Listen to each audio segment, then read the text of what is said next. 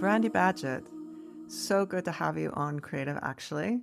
You were writing a book, then you became an editor, and you finished your first book and published it in 2025. Your book has done pretty well. It's a horror, and it's a first book in the series. The second book is coming out when? Hopefully by October, but I have a couple of edits that are in the way. So we'll see. And you also have another book that you're working on that's with an editor currently, which is a YA gamer romance. I'm really curious how that all happens. I was always a bibliophile. I actually started reading chapter books when I was 4 years old. I loved reading. I loved the escape. Also, I wasn't very good with people. So I could hide in a corner and read and not have to deal with people. And so reading became my number one love. I have read so many books, I couldn't even tell you how many. But if somebody asked me 10 years ago or so what my favorite job would be, it would be to be an editor because I could just read books for a living. But my grammar skills are not the highest. So me and commas have this like love-hate relationship where I love to take them from where they go and toss them about to every place where they don't go. So I have a friend in my critique group who's always fixing my commas, and I'm like, "Okay, don't worry about that. We need to focus on the structure of the scene first. Let's not worry about the commas that I know are all in the wrong places." So, I knew being an editor wasn't probably in the cards for me because of that issue, and there are a couple other grammar rules that I don't understand. But in a funny roundabout way, I ended up getting there. So, I'll take you through how I wrote my first book because I tried writing stuff in high school and it was terrible and bad and super short. And then I think it was when I was in my early 30s and I had some young kids. I was a stay at home mom. And I was like, you know what? I'm going to try my hand at writing again. And once again, I'd get 3 chapters in and have no idea where it was going. Those first books were always usually romance because I read a lot of romance, and some of them were historical because I really loved reading about history. But my understanding of all of the things that happened in history and when they happened and stuff wasn't very strong, so I would always get stuck on that. So I gave up and took a break again, and then I had 5 kids in 10 years, and that took a lot of my time and effort and focus. So, when my kids were a little bit older, I rediscovered the Resident Evil community.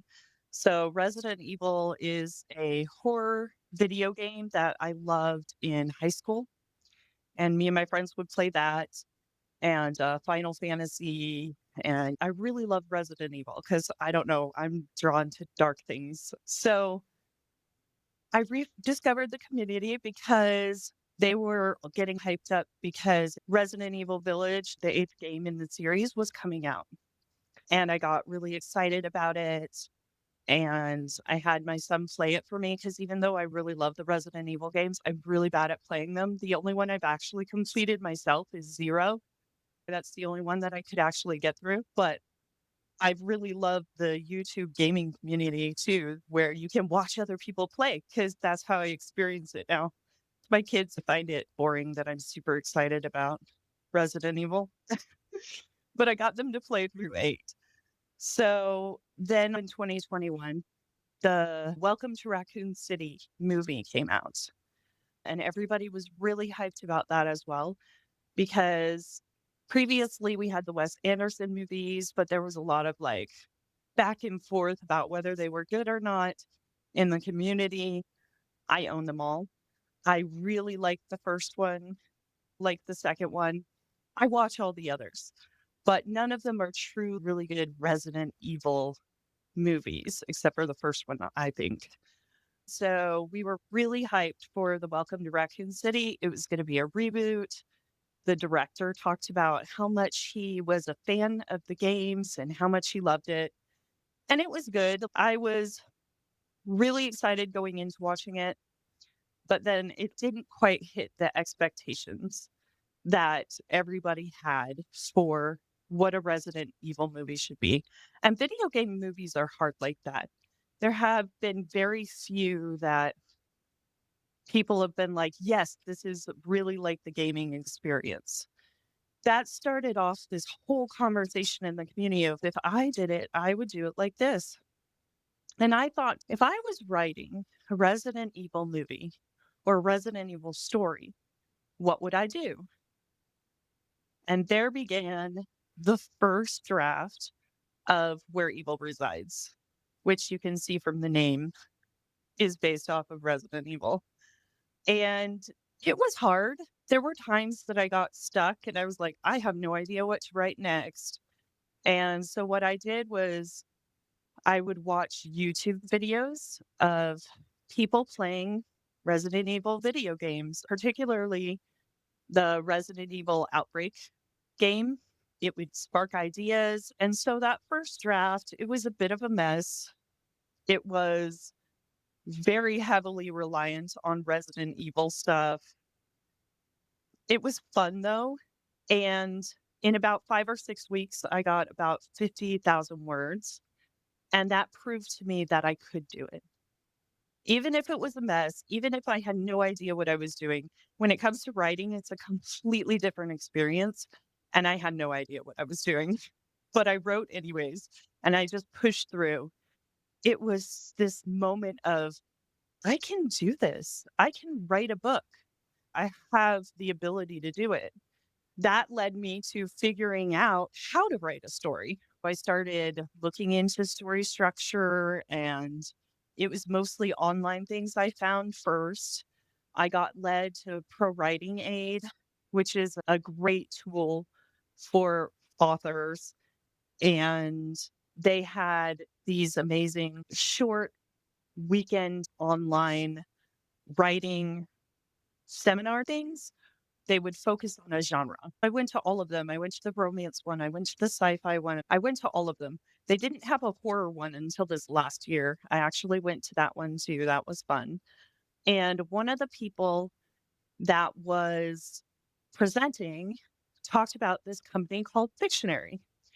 And I was like, "Ooh, what's this Fictionary stuff?" Because I was trying all the different software, right? I have Plotter, I have Pro Writing Aid.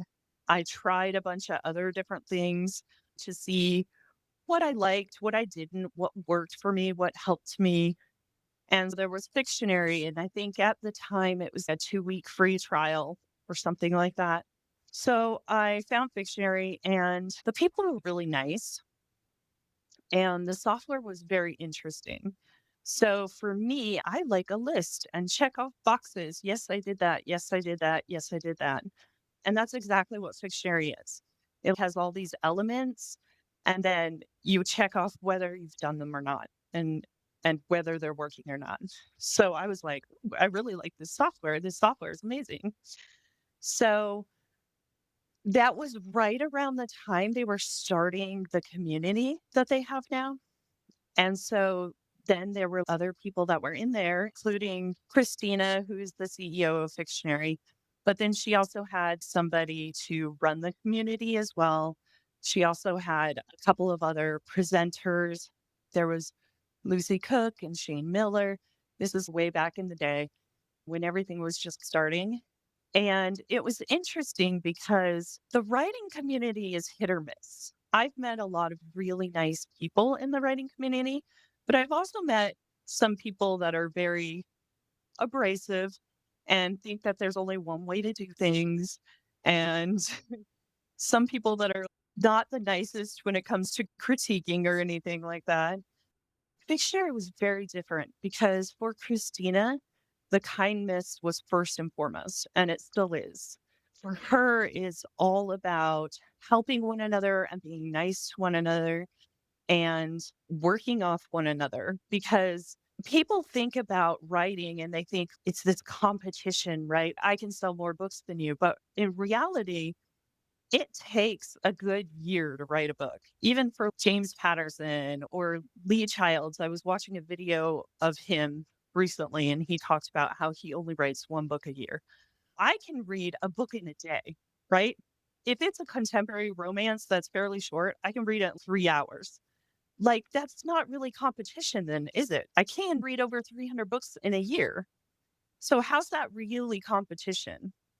So the reality is that we need to help one another, right? And we have a lot of that going on now where, like in newsletters, a bunch of my friends that I'm subscribed to who are authors, at the bottom of their newsletter, they'll be like, have you read this book or whatever? And that's what Christina likes to focus on. And that's what her editing style is about too. It's about helping you make the best book that you can make, right? It's not about cutting you down and saying how you're a terrible author, which is what most authors see when they get their letter back from their editor. They're like, oh no, look at this awful stuff that I did. But the reality is, it's not that you started with a bad manuscript. It's that we can now take it to the next level. We can now make it just this much better or that much better. You mentioned about tick boxes and that you can make your book better. How do they measure these things? How does it work? Fictionary has YouTube videos where Christina talks about each and every single one of the elements. So there's 38 elements that are tracked through the Fictionary software. And she explains each and every one of them in a really short minute or less video. Those are on YouTube for free, which is a great introduction to Fictionary because then they also have these classes where they explain how to use the software in a step by step way. I started taking these classes and I took them all every time they were offered because they're offered in cycles. They're about 6 to 8 weeks long, just an hour once a week. But then you get homework about what to do. And 38 elements doesn't seem like that much, but it's a lot. And I would think that I would know something about writing, and then I would take one of the classes and somebody would explain it differently or it would be touched on differently, or somebody would ask a question about it.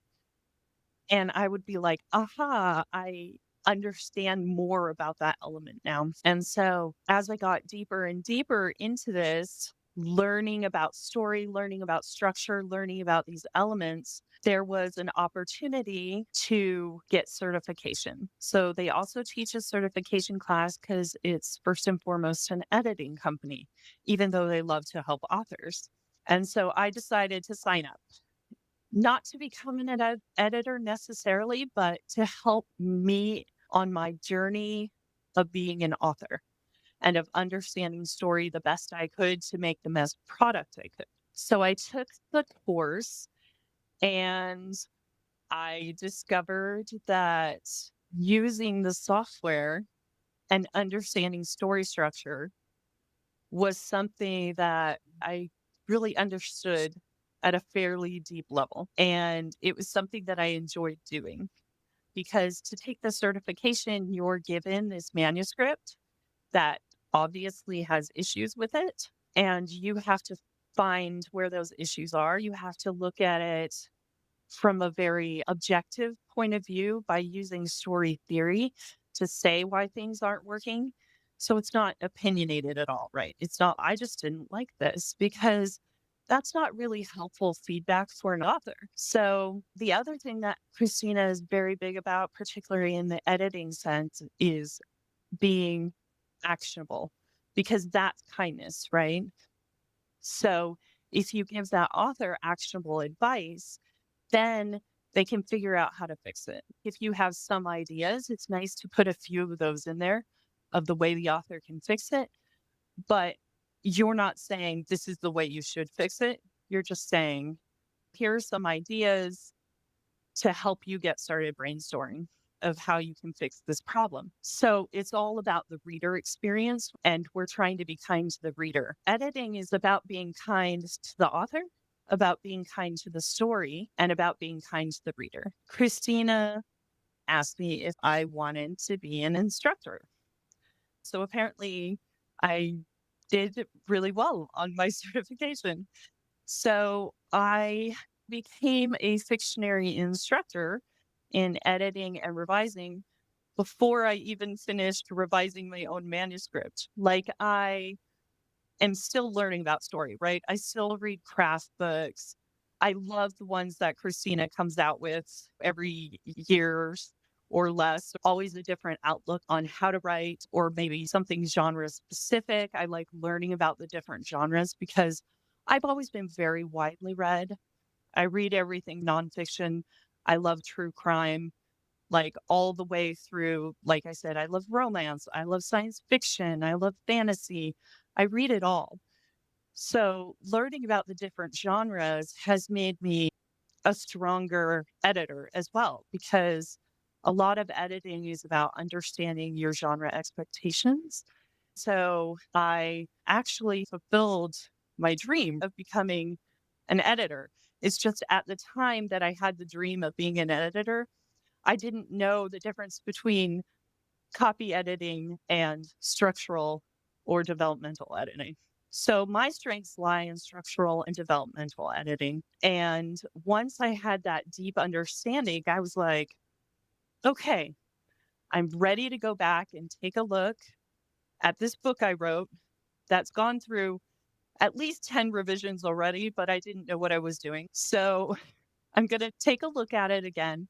I had a Fictionary certified story coach editor look at it because no matter how much you know about story and about editing, you're too close to it.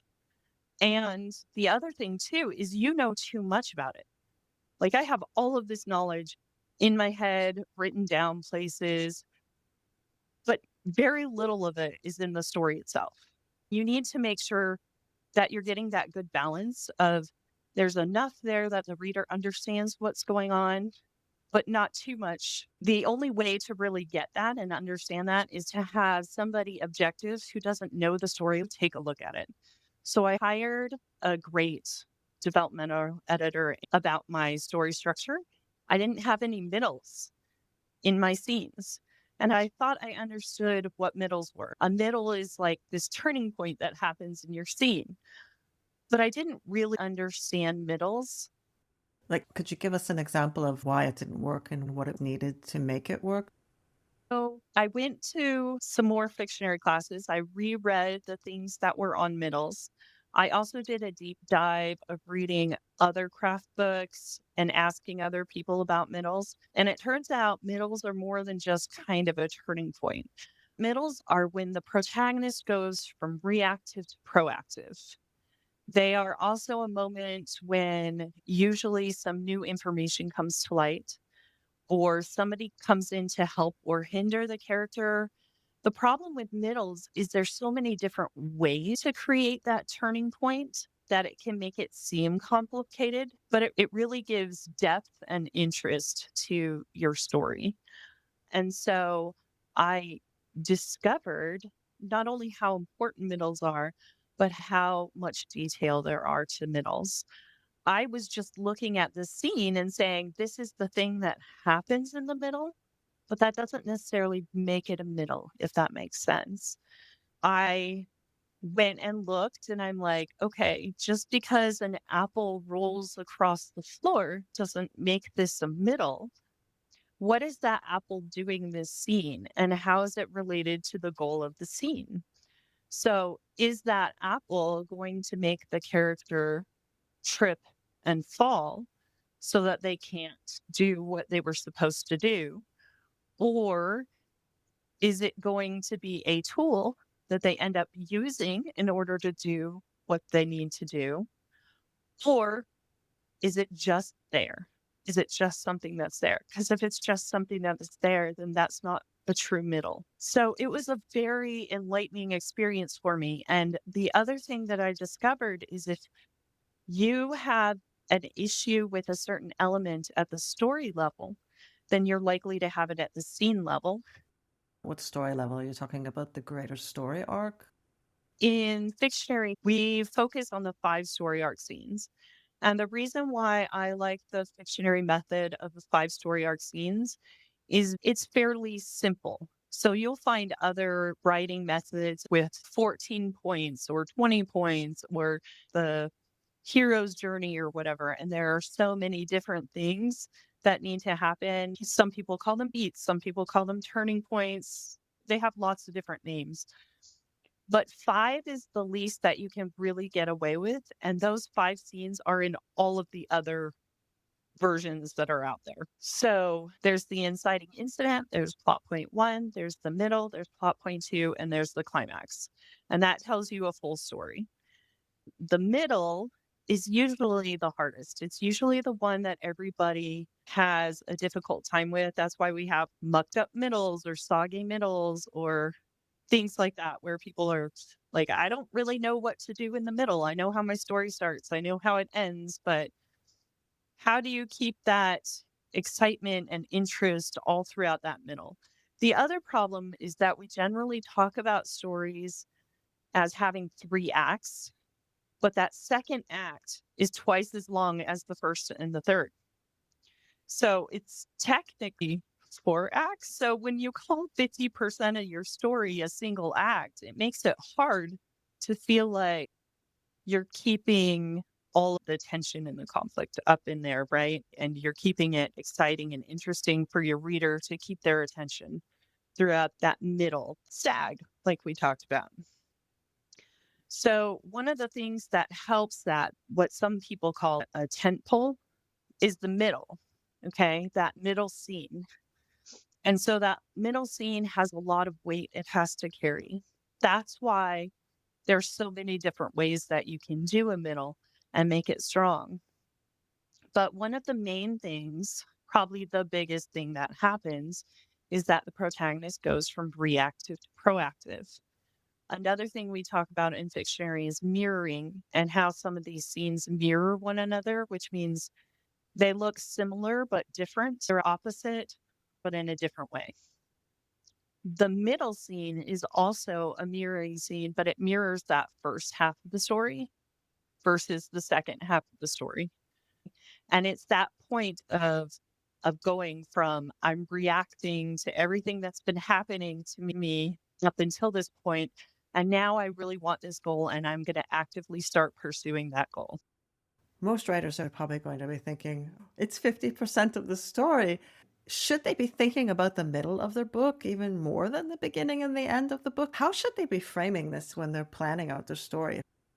So for me, I usually think about my story as the beginning and end first. For me, usually I see the climax first. That's the first thing I see. And I go figure out how it started. In our outlining classes and everything like that, we usually outline all of the scenes or all of the story arc scenes, and we do the middle last because it's only when you understand the rest of the story that you can really figure out what happens in that middle. And that middle is also usually either a false victory because you can't achieve the goal yet because then the story would be over. So it's a false victory where they think they've achieved it, or it's a false defeat where they think they'll never be able to achieve it. And the reason why it's false again is because you don't want to solve the story problem yet. That's for the climax. But the character thinks that they know that they are going to do it or that they can't do it. And so that gives you a spot to start from. I like to put my characters under severe stress because that's when I think you see somebody's true character. That's why I like to write horror because when everything hits the fan, that's when you know, are you really that type of person or not? I did read your book, Where Evil Resides, and I felt a little creeped out in places. It was disturbing. I'm not a horror reader, but I knew this was your first book and I wanted to read it. It was great. It was just, I was way out of my comfort zone because I don't read horror and was thinking about it for a few days afterwards, like, wow, where does her mind go to think of these things? It's funny because I actually kind of refer to it as cozy horror because it's not too dark. It's not too gruesome. It has a lot of personal elements and it's got the small town. So I call it cozy horror.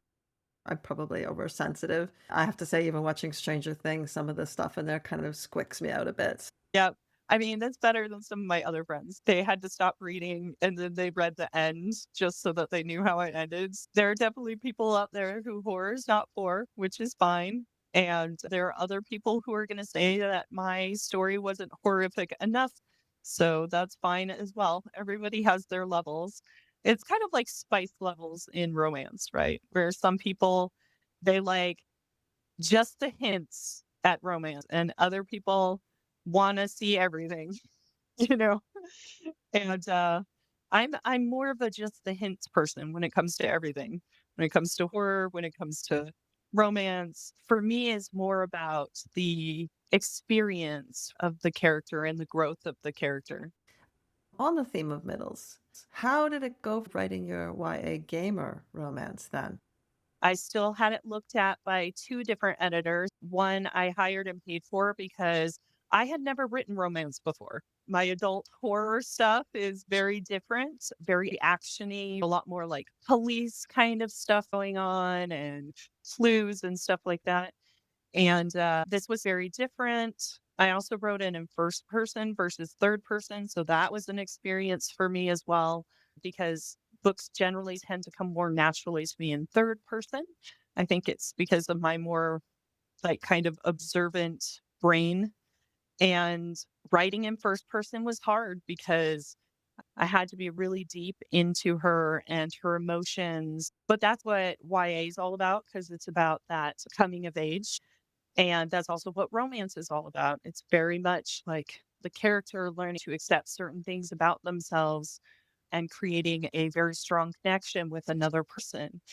And so doing it in first person was a very growing experience for me, and it taught me a lot about the character, and it made the book a very different type of feeling book. But I did get some video gaming in there, so they do have that in common. Uh, Gotta get my video games in there. I think it's important too when I was looking for comps, there aren't a whole lot of books that are from a girl's perspective that have video gaming. Girls who like video games are not quite as well known or not quite as numerous as guys who like video games. It's getting more and more balanced nowadays, but back when I was in high school, I was the only girl who played Magic the Gathering and did Dungeons and Dragons, but I thought it was super fun. And I thought that there would be more stories out there right now that are like that, but there isn't. And so I think that's one of the reasons why I did a pitch session and pitched this book, and I think that's one of the reasons why the editor picked it up to take a look at it. Now, whether or not it will ever get actually published by them, that's still another story. But if they don't, I'll probably start beta reading it towards the end of the year and get it polished up a little bit more for publication probably next February. It would be a good February book. I mean, I think the concept is really great and unique, and it opens the door to a very nice niche. Confession, I like games. I played Diablo and Mhm. I play World of Warcraft and have been since vanilla, off and on, when I have time. But one thing I Yeah, love about MMORPG games is the lore that's behind them. You said watching people play the game stimulates your imagination. For me, playing the game also stimulates my imagination. Oh, you get to game, but you also get ideas for book. If there's writers out there and they're feeling a bit stuck, maybe they should start playing some games. I know, right? That's what Brandon Sanderson does. He writes for a certain number of hours and then he games. I went to Dragon Con, which was exciting to learn that it was named for and based off of Anne McCaffrey, right? Because of her dragon books, it was originally started for that. And she's my absolute favorite author. I have loved her since I was a teenager. I devoured all of her books. I own every single one of them in hardback, which are hard to find nowadays. I will let you know. My absolute favorite book ever was written by her, but that was the very first in-person conference that I went to learn about writing and to pitch my story, Where Evil Resides. That's where I learned a lot about in-person conferences. That's where I learned a lot about story. That's where I learned a lot about querying and pitching. I had this whole spiel. I studied, I wrote down this thing. I had this whole spiel because I only had the 2 minutes. And I got to the end and then she was like, "But what about the monster? Tell me more about the monster." And I'm like, "Oh, it's horror, of course. I should probably talk about the monster." And so when it comes to writing, writing isn't just writing. It's about thinking about the reader, about thinking about the editors and the agents and what they're looking for. And that's one of the reasons why I decided to stop querying where evil resides, because I think it has a very small kind of focus for it. Other Resident Evil fans will probably love it. People who like medical thrillers or horror will like it. But like we were talking about earlier, it's low on the horror side. So people who are looking for that may not like it as much. It's this mishmash of genres, but I love it so much. I wish there was more like this out there. And because it's a series, it's harder to pitch to agents and editors. They like something that can be standalone or be a series, but I already have 7 plus books sorted out. I know exactly what's gonna happen, and I just had this idea of I'd like to go from lab to lab and see what's happening at all these different labs. That's what interested me about the S.D. Perry novels that were based off the Resident Evil games, so I wanted to do something similar. There's not really anything like that out there now. Stranger Things kind of hit on that, which I really liked. You brought up Stranger Things earlier, and I was like, "Ooh, this is what I like."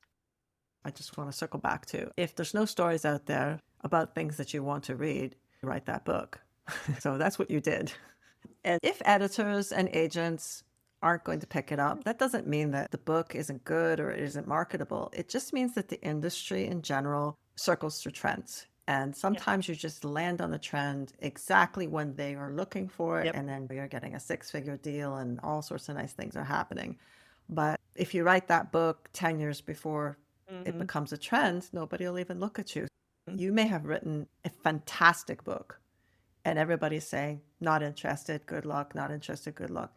That doesn't mean it's not a good book. It just means that the market isn't yep, asking for that book right now. And it's like anything, like fashion trends or food trends or even yeah, Netflix series trends. These things move around, and it's really a lot to do with the timing. So write what you love, write the story that's calling to you. mhm, exactly, because that's where your heart will be. That's where readers will feel that when they're reading your story, and right? They'll feel. You said some things I was really intrigued about how you went to Dragon Con and then you had prepared to pitch your book and you learned a lot about querying and pitching and things like that. I would really love to have you back as a guest to talk with you about that aspect of your journey and also, an awful lot about story structure. And I feel like we only scratched on the surface and there was so much good stuff in there about writing middles. I would love it if you would come back and we could talk about something else a lot of writers struggle with, for example, backstory. A lot of writers really struggle with where do I put that in? How do I not make it an info dump?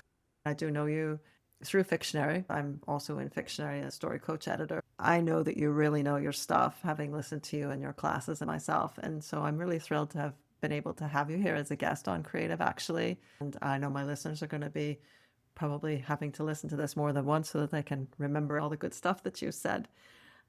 Do you have any places where people could go find you? Yes, for sure. So my author website is libromeroauthor.com. I have a blog that I do on there. I'm terrible about keeping up with it because I get distracted by other things, but that's the goal for 2026. And at Fictionary, I'm one of the certified Fictionary story coach editors. So if you want to pick me up as an editor, go through there. Christina has a great setup for editors. So I just love to go through her. We use the software and we can give you some very deep, thorough notes, or we can make it as streamlined as you want. I'm also on Facebook. That's the one I use most often.